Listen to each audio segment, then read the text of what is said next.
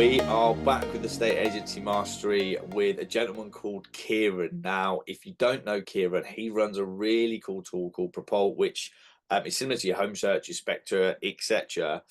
But we're not here to plug that. We're here because Kieran is brilliant. I've had lots of conversations with him, and my view is he's going to give us 3 tips, whether you're an agent in Birmingham, Belfast, or Bognor Regis, that you can implement into your business. So, Kieran, I've enjoyed our chats offline. Let's share this to our listeners and to our viewers. What are your 3 tips? Well, firstly, thank you for the introduction. The money's in the post. I would go with my first tip is, and it's interesting that you compared us to a couple of other businesses in there. So my first tip is to be different. So we deal with estate agency every day, hundreds of thousands of them, and every single one is a lovely human being. But most of the people that we deal with do not have a reason to be rememberable.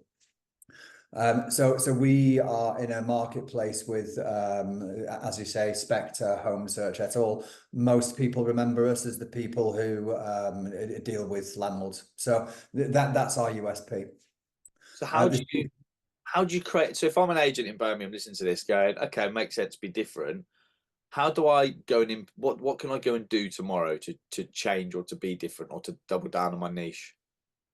It's a great question. So most estate agents don't have a niche to start with. So for yourselves, I know, looking at your brand, your branding and what you're trying to achieve, you are a brokerage model that deals with the high end.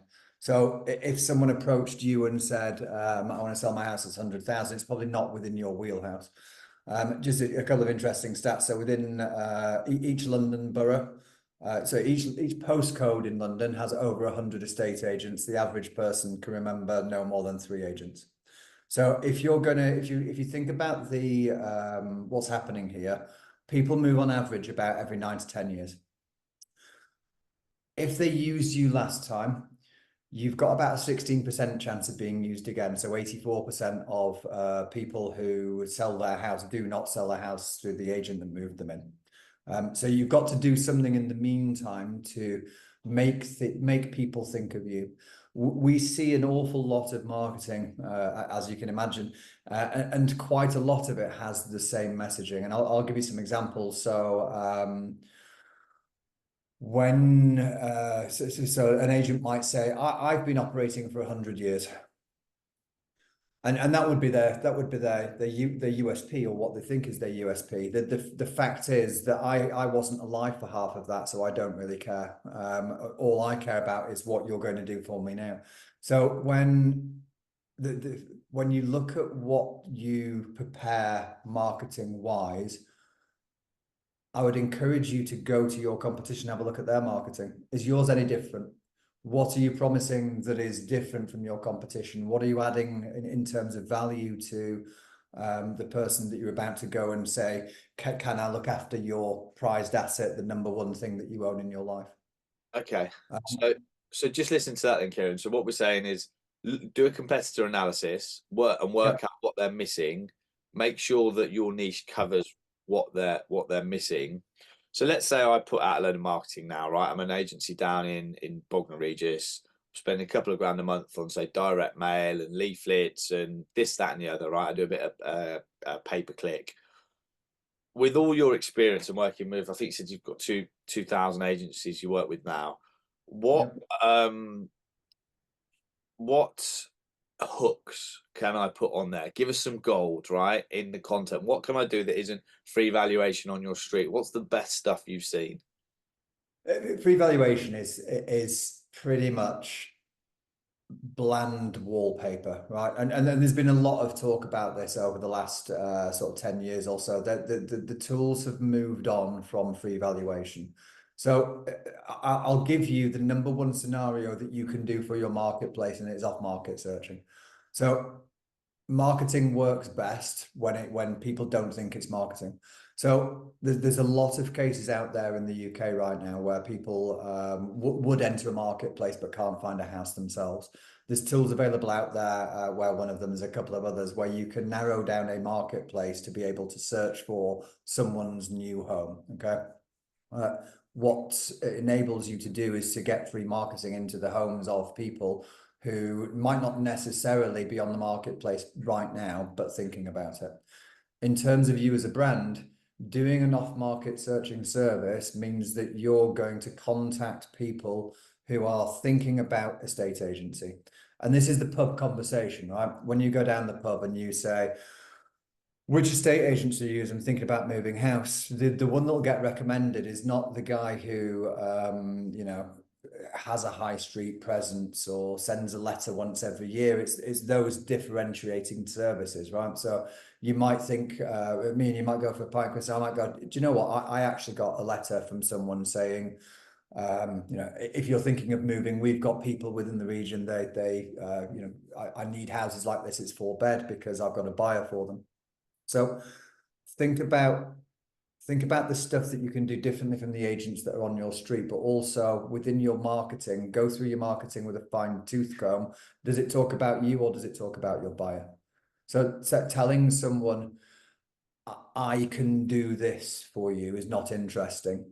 Telling them what they need or how it will help them is more interesting for a user. Okay, makes sense. So on behalf of buyer campaigns to off market, and you'd specifically mention who that buyer is, you say that gets a really good bang for your buck. Correct.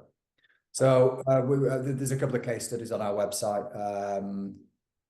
There was an agent who spent £400 and generated £13,000 worth of return. He listed 4 new properties, connected with 16, conducted 8 valuations. I'll get the numbers wrong because it's a while since I've looked at the case study. But it's the number 1 generator of off market, so of new market sales from people who weren't for sale before. Nice. Okay, if you can send that, we'll chuck a link in the show notes, but we're not going to plug you too much. What's your second tip, Kieran? My second tip is estate agents are very, very busy people. Anything you can automate, you should automate. Are we busy fools, Kieran? Is that what you're saying? Busy people. So there's a lot to do with an agency, and I've never met an agent that hasn't got a full and packed diary. So in terms of the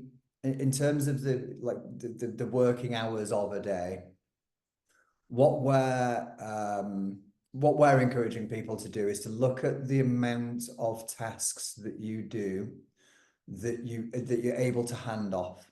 So estate agents only make money when houses exchange, or you get a letting, or you connect with a landlord, or you do something along those lines. Okay, it's still very much a people business, and it's a contact sport.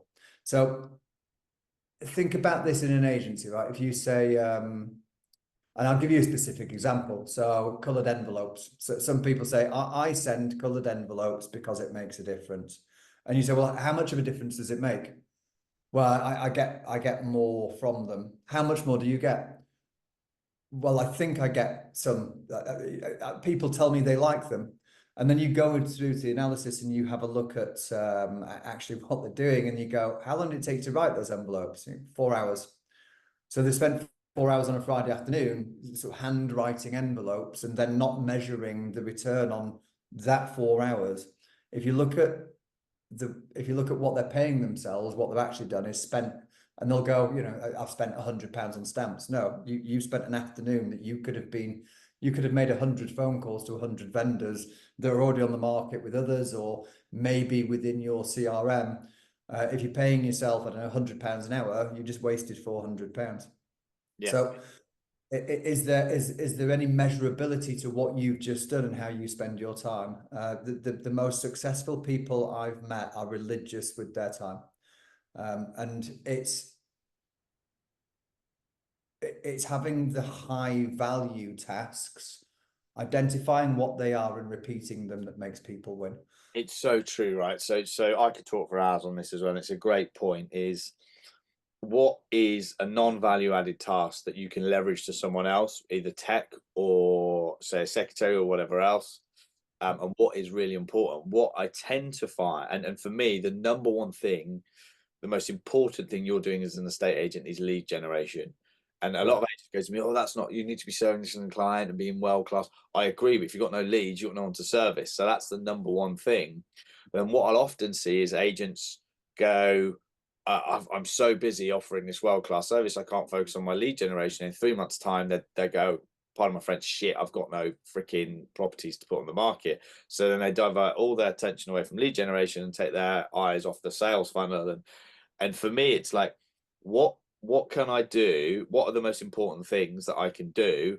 And I don't need to do everything. I think agents feel like they have to do everything. They don't. You should leverage as much as you can do to focus on the lead generation and still the service touch points. Don't get me wrong, because they're linked highly. But actually, all the all the sales chasing, all the solicitor paper, all of that can be done through another person that's competent. But you can still report that back to the vendor. You can still find out what's going on. But if you try and do everything, your service levels drop and you don't grow, you don't evolve. And I think you're completely right. We talk about the tech enabled agent, and it's something I'm heavily focused on at the moment. How do we automate all the crap, the landmark, the AML, the solicitor forms, and how do we build that so the agent could just focus on listing houses and selling them, not all the stuff, I nearly swore then, that goes behind it, and automation on that's huge. So I love it. All right, tip 3, we got 5 minutes. What you got for us? Tip 3 is that, and it's interesting you talk about lead generation. So I'm going to give you a couple of statistics that'll give you a couple of facts, right? The most of the leads that you'll ever need to run your business are already in your CRM if you've been in business for 8 years. So the average, But we archive them because they're not actively looking. well, everyone actively looks at different points within their life. It's a tip that runs from tip 2 to tip 3, right? Take those 4 hours where you're writing envelopes and buying differently colored stationery from Staples and bringing it back and doing all that kind of stuff.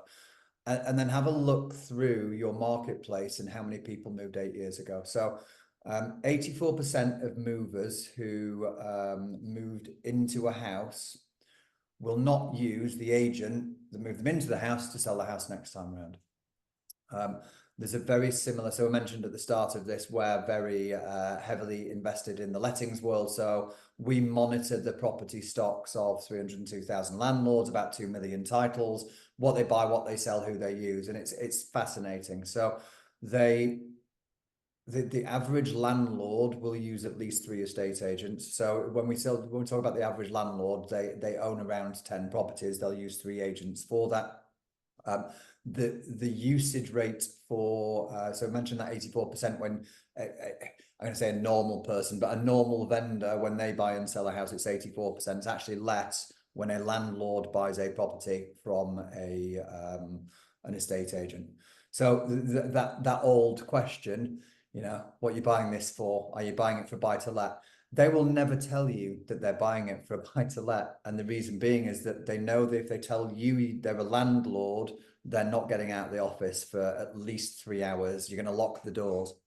So my tip would be to look into your own CRM and use the tools available. I'm going to blatantly and shamelessly plug one of our tools, which is Market Watch. So essentially, we look at any landlord you've sold a property on behalf of, you've sold a property to them, or you rent through them.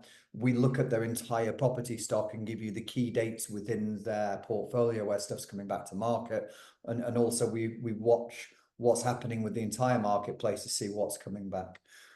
The average agent, so if you look at when I talk about an average agent, they have about 35 live instructions to the marketplace. They operate over 3 postcodes.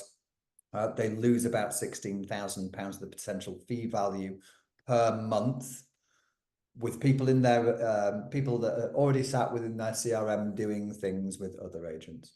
So my tip would be, why spend all that money, time and effort finding the next new big shiny thing when you have a lot of big new shiny things that you already deal with? If you nurture those leads properly, you can form relationships that are long lasting, that you will gain more from. We talk about portfolio landlords quite a lot, and the reason we do is that if you imagine the fee value from Mrs. Miggins, who sells her house once every 10 years, you may generate, if her house is £500,000 at 1.2%, you make about 6-7 grand. If you nurture a portfolio landlord who buys 4 houses a year, sells 6 houses a year, and has 13 rentals, the opportunity for you to gain fee value goes up over those 10 years every time you deal with another portfolio. Makes sense. And the other thing of interest is that when you look at the value of your own business, so if you look at the kind of exit plan of what you're going to do longer term, more or less exclusively now it's done on the landlord book. So when you're dealing with a portfolio landlord, you're garnering the opportunity to help them with the disposal of their stock, buy new properties for them. So that's a fee, off-market service. You can do the rental. We also reference their mortgages. And then when they come to sell their stock completely, you would be the agent dealing with them. You're also actually adding value into your own business. Okay, so the big thing for me I'm taking here is the data. If you're 8 years plus, yep, that you have, if you nurture that in the correct way and plug in tools and communicate it with it. We've just had Chris Watkin on talking about being the mayor of your town and positioning yourself. You should get more via resale, and actually in terms of landlords, you should be communicating with them because they're in your ecosystem. It's how you communicate with them. So actually, when I started the podcast, we talked spend a couple of grand a month on pay-per-click and direct mail and what have you. If you're 8 years plus, would you put all of that budget back into nurturing your current database? It's a great question. So when you're talking about spending a few £1,000s on pay-per-click, these are no different people to the people that moved 8 years ago. They haven't taken a town and transplanted it into where you do business. It's the same people, same time around. All that you're doing is paying again to recycle some of the leads. How many times you got a pay-per-click lead and go, I know that guy, I sold him his house.